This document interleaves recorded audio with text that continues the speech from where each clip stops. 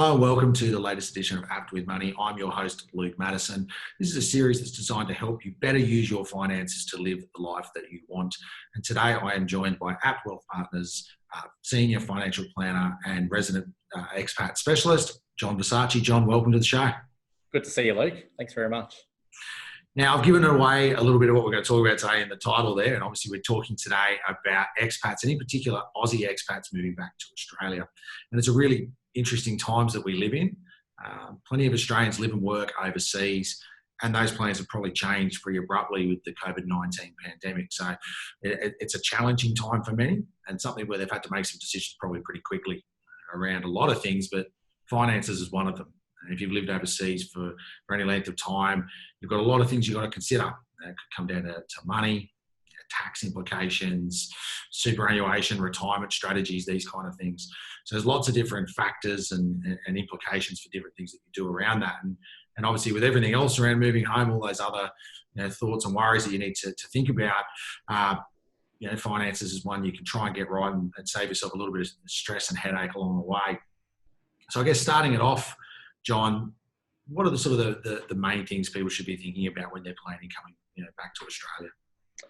Yeah, and it's a good point with the pandemic at the moment, Luke. It's thrown a lot of plans out of the window. But I guess, in an ideal world and in a normal world, I think, the thing I always advise my clients is to really enjoy your experience overseas. Make sure you do all the things that you'd originally set out, all those bucket list items that you'd originally thought about, and try and go home without any regrets.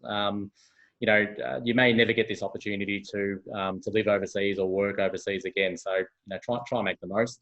I guess the next big thing is to make sure that you plan in advance. Don't leave it to the last minute. Usually the best processes for moving back home, the planning process commences a couple of years in advance. That way you can really make sure that you plan out the currency and tax implications, nice and early. The next big thing is to really make sure that you think about setting a good time frame for your return back to Australia. This isn't always possible. I found that with a lot of my clients that that they may not know when a work assignment's going to end, or whether they actually do want to move back to Australia. So, where possible, if you can really set out a good time frame for when you're going to move back to Australia, that can help out with the planning process and make sure that you get the best result there. The next big thing is to really plan out exactly what you're wanting to achieve when you go back home. So all the goals that you're wanting to do, whether it be retirement or buying a property, making sure that you set out those goals and what resources you're going to need to fund those goals, I think is really important. So, you can really put together the strategies that you're going to need and really map out a plan to achieving those goals. The next thing is actually just working out the logistics of the move itself. So what resources you're going to need to fund the move back home. Whether you're going to be moving pets, that can be really expensive, and other expensive items. So making sure you've actually got the funds to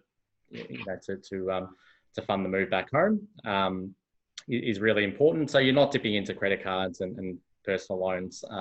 And then I guess the last thing is to really think whether you're going to be keeping any assets overseas or whether you're going to be bringing them back to Australia. So that's a really important thing to consider and something to really plan out nice and early. Assets is obviously the big one, John, and I'm sure that's something that a lot of your clients that you're working with today come to you about. So thinking specifically about assets, where should Aussies be making those decisions? Should they be buying assets overseas or should they be keeping them in Australia? Yeah, it's probably the big question I get from a lot of my clients is what assets to build and where to build those assets. And, I guess the first thing you need to be thinking about in answering this question is, what's your ultimate goal, for building these assets, whether it be, for retirement or, any other and then where are those goals going to be taking place? And that should be the first sort of clue on where you should be building those assets. The next thing is to think about currency. So currency can have a really big impact on what your end resources look like for an Aussie expat. So I'll give an example. If you're building retirement assets, for example, in the US, but you're going to be living in Australia and living on Australian dollars in retirement, what you'll be doing is constantly pulling assets across from the US to fund your retirement. And on top of the underlying asset ups and downs that you ordinarily experience, you also have to navigate the ups and downs of currency. And this is going to add some risk around your situation. Whereas, if you were to, through your working life, slowly bring assets across to Australia, you'll slowly be getting the average over time of the currency movement, and you'll get a much smoother ride in retirement. So that's a big thing, I guess, for anyone to consider is to make sure you have a really good pool of assets that you've built in the country that you'll be residing in. I guess the last thing is tax, and that's a really complex area for an Aussie expat. But those are huge consideration for an Aussie expat. Tax is always one that puts the fear into a lot of people, I guess, and me included. It's a big area, as you said, and I guess it's something it's difficult to cover off in a webinar like this. But what are the sort of main tax implications that Australians should be thinking about in that scenario around assets? Yeah, you're right. Look, it is a really hard one to cover off in a short webinar. So I won't be able to cover everything. But I guess the big thing to think about is capital gains tax for an Aussie expat. So using the example of an Aussie living overseas but purchasing assets in Australia. Depending on what asset class you're purchasing, there can be some really different capital gains tax results. And I think capital gains tax is a really important thing to think about, and something often neglected, I think, for a lot of Aussie expats in their considerations.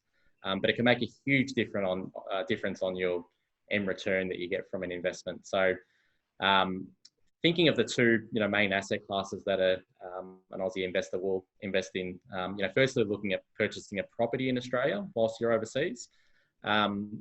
So if you're to purchase a property whilst you're overseas, you'll essentially pay between 32.5% and 45% capital gains tax on eventual sale on the capital gain, assuming you're a non-resident for Australian taxes all along the way. So that's a pretty high capital gains tax to pay. By contrast, looking at shares or equity investments, typically if you're to purchase those whilst you're a non-resident, you won't pay any capital gains tax in Australia, assuming you're a non-resident for the life of that ownership for Australian tax purposes. Now, you do need to consider the tax implications as they apply overseas. So typically, if you're overseas, there'll be tax implications on your worldwide assets. But you can see there's very different tax implications depending on your asset class, and it can make a really big difference on your end return. Yeah, it certainly could do. I think, okay, going back around assets again, looking at money, transferring things back to Australia, what are the do's and don'ts when it comes to that? Yeah, so the big thing I see that a lot of people try and do is trying to time the currency market and what the exchange rates are doing. And, I think that's absolutely the wrong thing to be doing. Currency markets are very volatile, and predicting the future movement of exchange rates is really difficult. There's so many variables that will influence the exchange rate. So what I find, and something I advise all my clients to do, is just, where possible, just slowly bring assets across, to your home country. That way, over time, you're getting basically the average of what the exchange rate is doing. So you'll get a bit of a smoother transition of your assets across borders.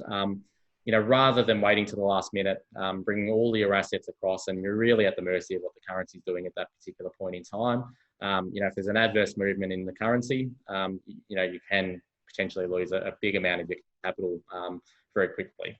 I guess the next thing to consider is the fees associated with asset transfer and transferring currency across borders. So currency transfer providers will obviously get a fee for transferring assets, and the way they usually get paid is either through a transaction fee, or the other thing is through the margin that they apply to the exchange rate. So a lot of people think that the exchange rate that they see on the TV or the newspaper is what they'll actually get when they go to transfer currency, but that's not the case. Typically, the transfer provider will put a margin on the wholesale rate that's usually quoted on TV and the newspaper, and you should really shop around to make sure you're getting the best deal possible. And I guess that the last thing to consider is the timing of when you sell assets, and that can have a really big implication on things like capital gains tax that we talked about earlier and other taxes. So just making sure that you fully understand what those implications are, and if not, making sure that you get some expert advice from a financial advisor or an accountant that commonly deals with expats. It's a really complex area, so you want to make sure that you do get it right. Yeah, absolutely. Really good point around getting advice. Getting advice from an expert like a financial advisor is really crucial, I think, in trying to navigate these often very difficult waters as you're trying to make it back here to Australia. Now, John, thank you very much for your time today. I know we've covered quite a bit there. And as we said, if you're something that you have some questions around or are interested in talking to an advisor, is a great piece of advice. John, thanks for your time. We'll see you all again on the next edition of Apt with Money. Thanks very much, Luke.